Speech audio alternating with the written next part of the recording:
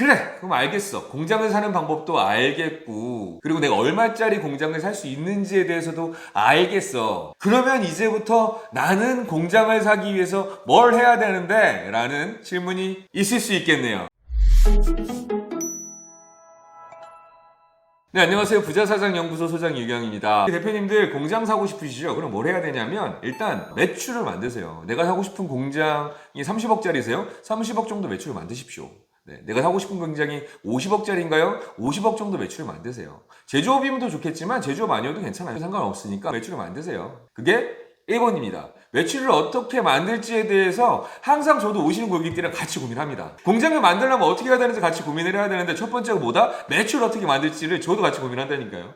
그래서 매출 만들려고 저희가 나라장터에 들어가서 입찰을 하기도 하고요. 사회적 기업을 받아가기도 하고요. ISO 인증을 받아가지고 대기업 관리를 하기도 하고 마케팅을 같이 공부를 하기도 하고 업체랑 업체끼리 같이 소개를 시켜드리기도 하고 또 뭐가 돼도 좋으니까 매출을 올릴 수 있는 방법을 같이 와서 고민하시는 겁니다. 첫 번째, 대표님 하셔야 되는 거, 매출을 내가 사고 싶은 공장만큼 올리세요. 어떻게 할지 모르겠으면 같이 고민해봅시다. 그렇지 않아도 그냥 매출을 올리셔야 될 거 아니에요. 매출을 안 올리면 사업을 어떻게 합니까? 매출은 무조건 올라갈 수밖에 없어요, 대표님.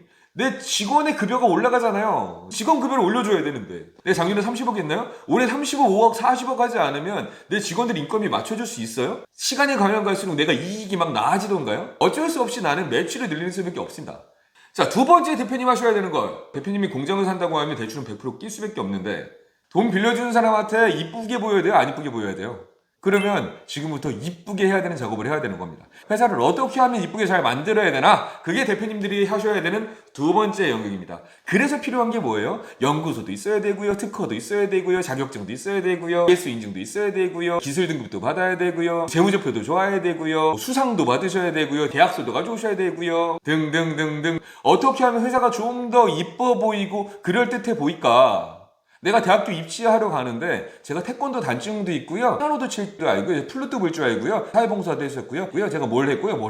이렇게 자랑할 수 있는 걸 많이 만들어 놔야지 대학교 입시에 합격할 수 있는 거 아니에요? 우리 사장님도 마찬가지 아닌가요? 자, 세 번째 대표님 하셔야 되는 거. 회사도 보지만 누구도 본다? 대표님도 본다. 대표님이 얼마나 잘생겼나 못생겼나 이걸 보는 게 아니에요. 우리 대표님이 기존의 신용 거래가 어땠고 신용 이력이 어떻고 우리 대표님이 신용 등급이 어떤지를 봅니다. 과거에 혹시라도 사고 이력은 없었는지 이 사람이 앞으로 돈을 잘 갚을 건지 돈을 잘 버는 사람인지 이걸 보여주기 위해서 해야 되는 게 뭐다? 우리 대표님의 신용 등급을 지금부터 올리셔야 됩니다. 그거 가지고 금액과 이자의 요율이 달라집니다. 그렇다고 하면 대표님 세 번째 하셔야 되는 건 지금부터 신용 등급 관리를 하셔야 됩니다. 네 번째 대표님 하셔야 되는 건 지금부터 명확하게 내가 필요한 평수가 몇 평이고 건물동은 몇 개가 필요하고 그 건물동이랑 건물동 사이는 떨어뜨릴지 한 동으로 지을지 중간에 렉을 설치해가지고 비 맞기만 한 다음에 차가 들어오게 할지 여기 기숙사를 놓을지 안 놓을지 사무실을 2층에다가 올릴지 1층에다가 놓을지 어떤 공장을 살 거야 라고 내 머릿속에서 그림을 명확하게 그리시고 어느 동네에 들어갈 거야 라고 상상하셔야 됩니다. 그래야 내가 명확한 목표가 생기고 가격이 나오고 위치가 나오고 그거를 내 머릿속에서 그릴 수가 있습니다. 그런데 그게 아니고 그냥 멍하니 있다가 나중에 돈 생기면 공장을 사야지 어떤 거 살지 모르겠는데 그냥 싼 거 살 거야 라고 하면 진짜 그냥 싼 것만 사실 겁니다. 저는 시크릿이라는 그 옛날 책을 굉장히 좋아하거든요. 내가 생각한 대로 이루어지고 내가 꿈꾸는 대로 이루어진다는 걸 굉장히 신봉하고 굉장히 좋아합니다. 저 집은 내 집이 될 거야. 저 공장은 내 공장이 될 거야 라는 걸 내 머릿속에서 끊임없이 생각하고 그리고 하면 몇 년 후에 100% 대표님께 돼 있으시거든요. 꼭 그게 아니더라도 그 옆에 그 땅에 비슷한 곳에서 100% 대표님은 더 좋은 걸 사실 거예요. 안 그러면 머뭇머뭇하다가 좋은 거 다 놓치고 그냥 흘러가는 경우를 숱하게 봅니다. 머릿속에서 내가 갖고 싶은 그 공장을 그리세요. 다섯 번째입니다. 경매가 됐든 일반 매매가 됐든 뭐가 됐든 좋은데요. 지금부터 내가 부동산을 사려고 하면 거기 들어가는 게 뭐예요? 시드머니라는 게 들어갑니다.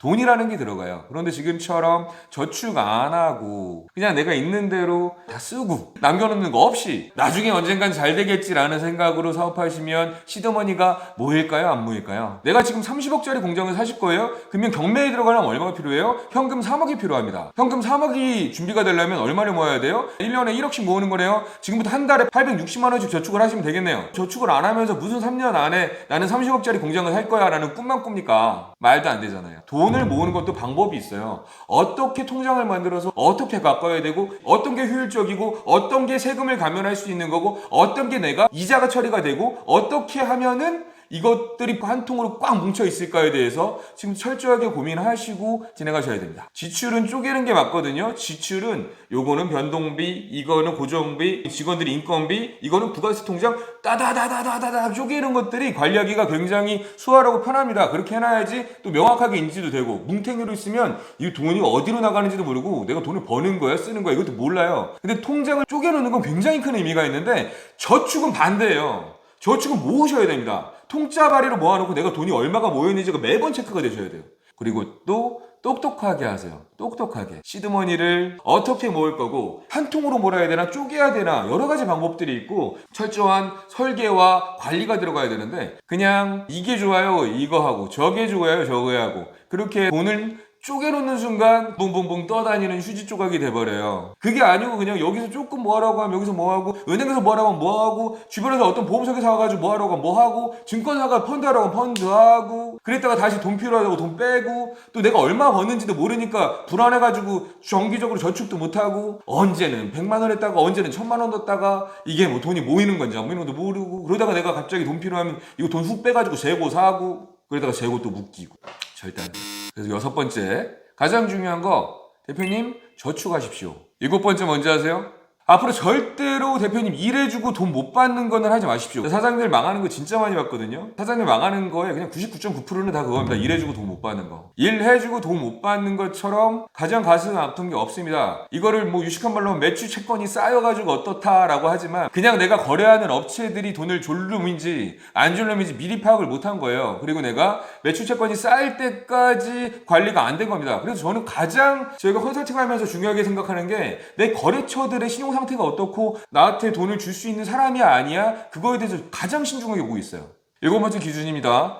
돈은 꼭 받으십시오. 회사가 망하는 이유는 사장님이 사업을 못해서, 아니면 사장님 기술이 없어서 아니잖아요. 일해주고 돈 못 받아서 망하는 거잖아요. 제발 일해주고 돈 못 받는 경우를 만들지 않았으면 좋겠습니다.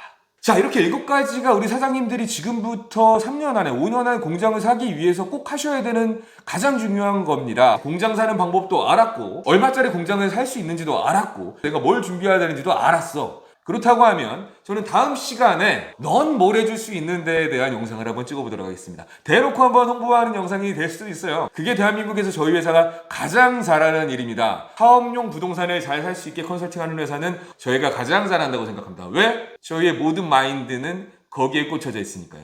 꽂혀져 있는 걸 실행하기 위한 7가지 대표님들이 하셔야 되는 거 있죠. 이걸 어떻게 하면 더 잘할 수 있는지 누가 가장 고민을 많이 한다? 대표님 다음으로는 저희가 가장 고민을 많이 할 겁니다. 다음 영상에서는 그래서 너희들은 우리를 위해서 뭘 고민하고 뭘 도와주는데 라는 영상으로 만나 뵙도록 하겠습니다. 오늘도 우리 대표님들 파이팅 하시고 부자 사장 되시고 재벌로 은퇴하시는 그 순간까지 저희도 열심히 달려가도록 하겠습니다. 감사합니다.